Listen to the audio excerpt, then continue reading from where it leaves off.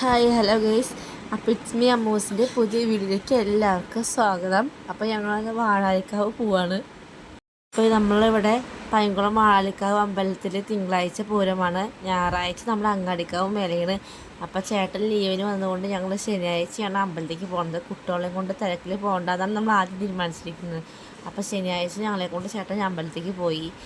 അപ്പോൾ അവിടെ എത്തി. ഇത് ഉന്നത്തൂർ ദേശത്തിൻ്റെ പന്തലാണ്. പിന്നെ ഈ കാണുന്നത് പൈങ്കുളം സെൻട്രലിൽ തന്നെ പൈങ്കുളം ബ്രിഡ്ജിൻ്റെ ഒരു പന്തലാണ്. ഇത് അടുത്ത ദേശത്തിൻ്റെ പന്തലാണ്. അങ്ങനെ ഞങ്ങൾ പോയിക്കൊണ്ടിരിക്കുകയായിരുന്നു. പിന്നെ ശനിയാഴ്ച ഞങ്ങൾ പോയത് കൊണ്ട് അന്ന് അവിടെ എന്തൊക്കെ പരിപാടിയും കാര്യങ്ങളൊക്കെ ഉണ്ടായിരുന്നു. അത്യാവശ്യം ആൾക്കാരുണ്ട്, എന്നാൽ വലിയൊരു തിരക്കില്ല. കാരണം പൂരം തിങ്കളാഴ്ചയാണ്, നമ്മൾ പോയത് ശനിയാഴ്ചയാണ്. പിന്നെ കൊയ്ത്തൊക്കെ കഴിഞ്ഞിരിക്കുന്ന സമയമാണ്. ഇപ്പോൾ പാടത്തൊക്കെ നല്ല രസമായിരുന്നു കാണാൻ. പുഴയിലൊന്നും അധികം വെള്ളമില്ല. അപ്പം ഞങ്ങൾ വേഗം തിരക്കിയാതെ പോയി കുട്ടികളെയും കൊണ്ട് പോയി തൊഴുതിട്ട് വരാമെന്നാണ് വിചാരിച്ചിട്ടുണ്ടാകുന്നത്. പൂരത്തിനോടനുബന്ധിച്ചാകുമ്പോൾ നല്ല തിരക്കും കാര്യങ്ങളൊക്കെ ഉണ്ടാവും. കുട്ടികളെ കൊണ്ട് വരുന്ന എളുപ്പമല്ല.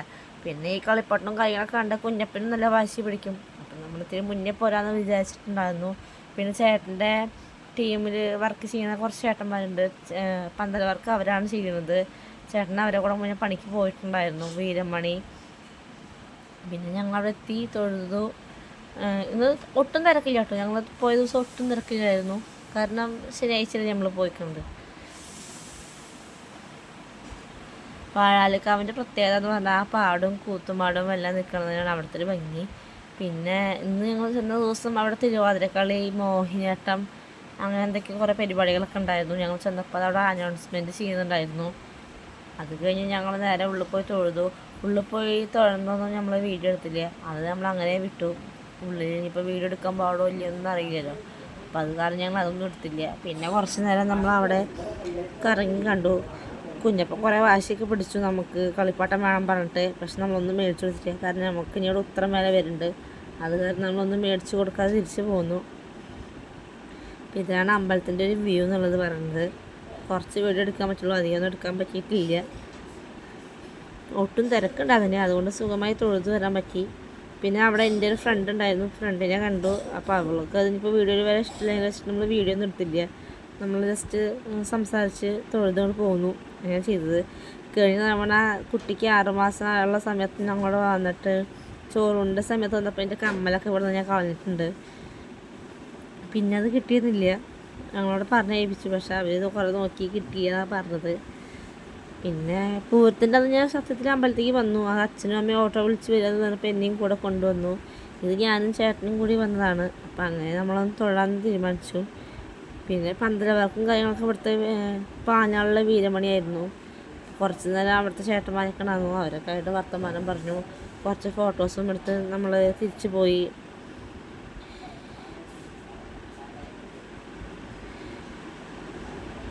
കച്ചവടക്കാരൊന്നും ഇന്ന് അധികം ഇല്ല.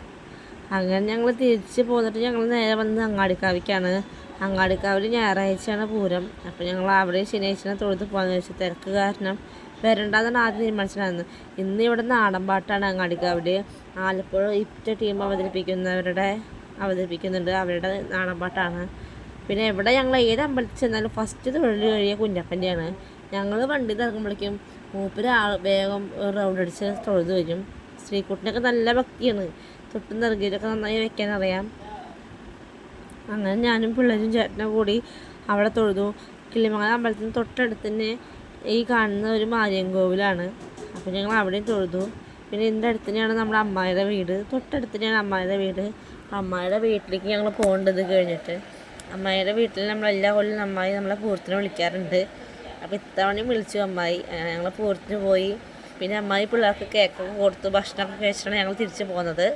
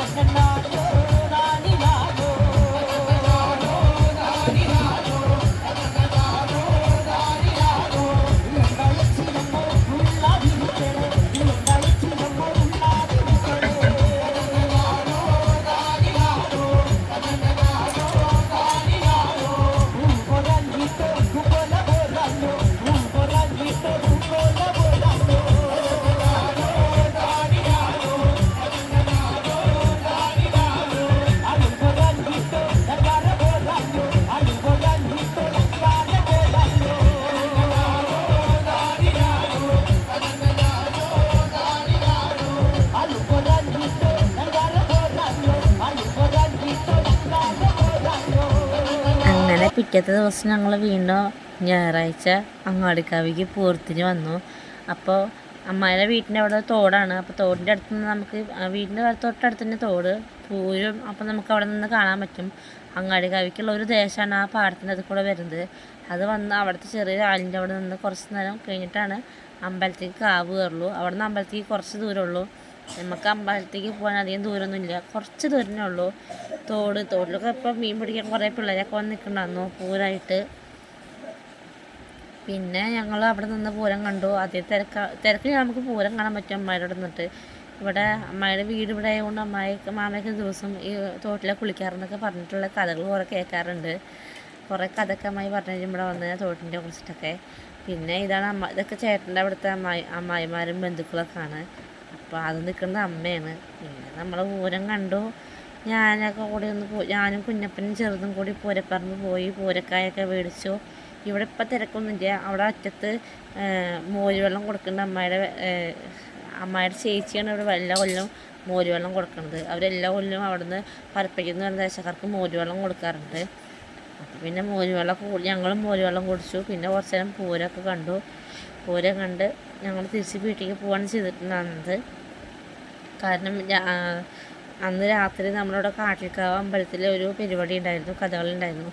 പിന്നെ അമ്മായി ഇവിടെ വിളക്ക് വെക്കുന്നുണ്ട്. അതെന്താണെന്ന് വെച്ചാൽ അവിടെ കുട്ടിച്ചാത്തനുണ്ട്, കുട്ടിച്ചാത്തനാണ് വിളക്ക് വെക്കുന്നത്. പിന്നെ പരപ്പറ്റ ദേശം വന്നു. അപ്പോൾ ഞങ്ങൾ കുറച്ച് നേരം ആ ദേശം വരുമ്പോഴേക്കും ഇവിടെ നല്ല തിരക്കായി. അതുവരെ ആരും ഉണ്ടായിരുന്നില്ല. ആ പൂരം വന്നു കഴിഞ്ഞാൽ പിന്നെ ഇവിടെ നല്ല തിരക്കാകും. എല്ലാവരും ഇവിടെ നിന്നാണ് പൂരം കാണാനായിട്ട് എൻ്റെ പിന്നീട് പൂരം.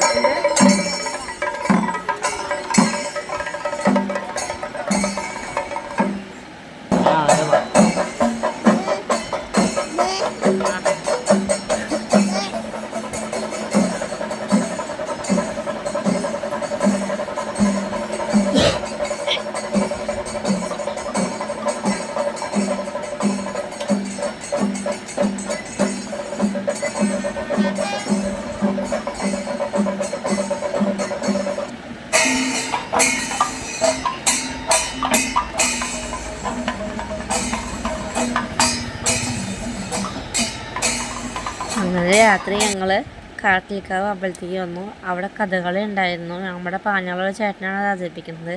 അപ്പോൾ അവിടെ പായസം കൊടുക്കണമായിരുന്നു. ആരോടെ വക പൂജയ്ക്കാണെന്ന് തോന്നുന്നു. നമുക്ക് പായസം വിതരണം ഉണ്ടായിരുന്നു. അപ്പോൾ ഞങ്ങളുടെ അടുത്ത് മിനിച്ചേച്ചിയാണ് ഞങ്ങൾക്ക് പായസമൊക്കെ കൊടുക്കുന്നത്. പിന്നെ ഈ കഥകളി കാണാൻ വേണ്ടിയിട്ട് വിദേശത്തു നിന്നുള്ള ആൾക്കാരൊക്കെ വന്നിട്ടുണ്ടായിരുന്നു. പിന്നെ കഥകളി സ്കൂളിലത്തെ ആശാനൊക്കെ വന്നിട്ടുണ്ടായിരുന്നു. അവിടെയാണ് ഞാനും ഡാൻസ് പഠിച്ചിരിക്കുന്നത്. പിന്നെ ഞങ്ങൾ ഇവിടെ ഇരുന്നിട്ട് കഥകളി കാണുമ്പോൾ നമുക്ക് ആ സൈഡിൽ നിന്ന് ഇനി അതിൽ കാണിക്കുന്നുണ്ട് വെടിക്കെട്ട് കാണാൻ അങ്ങാടിക്കാവിലത്തെ. പിന്നെ അഗ്നിമോഷം പറഞ്ഞിട്ട് പുതിയൊരു കഥകളിയാണ് അവർ അവതരിപ്പിക്കുന്നതെന്നാണ് പറഞ്ഞത്. തീമൊക്കെ നമുക്ക് ആദ്യം പറഞ്ഞു തന്നിട്ടുണ്ടായിരുന്നു. നല്ല രസമുണ്ടായിരുന്നു തീമൊക്കെ കേൾക്കാൻ വേണ്ടിയിട്ട്. നല്ലൊരു അവതരണം തന്നെയായിരുന്നു. അപ്പോൾ അമ്മയും കുഞ്ഞപ്പനും കൂടിയിട്ട് അവിടെ നിന്ന് പായസം കഴിക്കാണ്.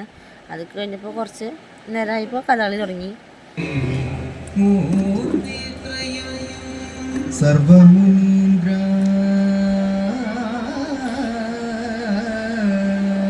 ഭദ്രദുർഗാ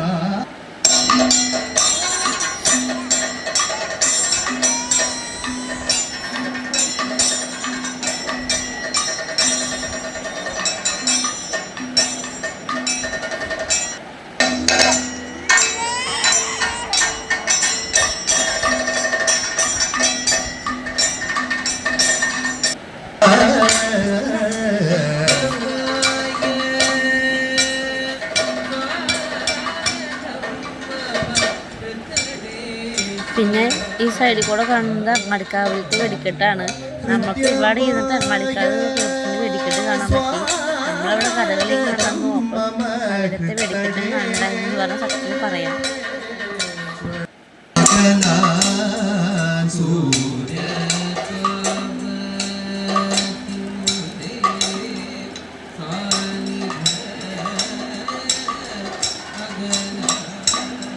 സൂര്യ